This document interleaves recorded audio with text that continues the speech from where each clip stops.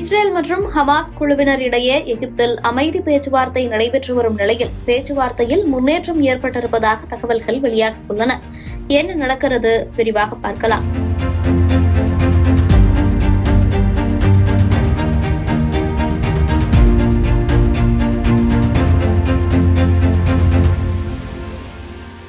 Israel மற்றும் காசாவின் Hamas குழுவினரிடையே கடந்த 2 ஆண்டுகளாக போர் நீடித்து வருகிறது. இதில் பல்லாயிரக்கணக்கான உயிர்கள் மிக கொடூரமாக கொல்லப்பட்டு வருகின்றனர். இதனால் இப்போரை முடிவுக்கு கொண்டுவர வேண்டும் என பல்வேறு நாடுகளும் இரு நாட்டையும் வலியுறுத்தி வந்தும் கடந்த 2 ஆண்டுகளாக போர் நிறுத்தத்திற்கான அறிகுறிகள் எதுவும் இல்லாமலேயே இருந்தது.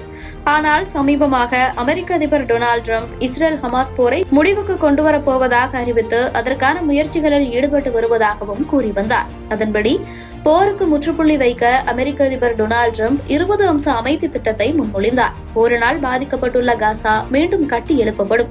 அந்த பகுதியிலிருந்து தீவிரவாதம் அகற்றப்படும். ஹமாஸ் குழுவின் பிடியில் உள்ள இஸ்ரேல் பிணை கைதிகள் உடனடியாக விடுதலை செய்யப்பட வேண்டும். உயிரிழந்தவர்களின் உடல்களை ஒப்படைக்க வேண்டும்.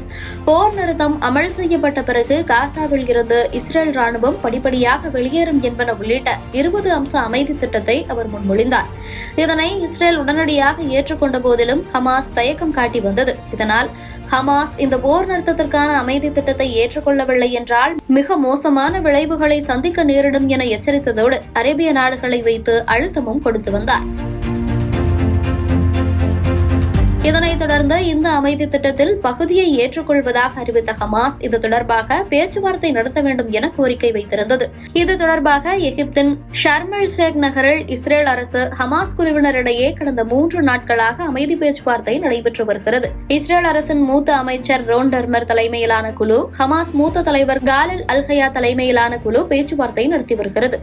இருதரப்புக்கும் இடையே 2வது நாளாக நேற்றும் பேச்சுவார்த்தை நீடித்தது. அமெரிக்காவின் சிறப்பு தூதர் விட்கா மற்றும் அதிபர் டிரம்பின் மருமகன் ஜெராட் குஷ்னர் ஆகியோர் இன்றைய பேச்சுவார்த்தையில் பங்கேற்பதாக தகவல்கள் வெளியாகின. அப்போது முக்கிய உடன்பாடு எட்டப்படலாம் எனவும் எதிர்பார்க்கப்படுகிறது.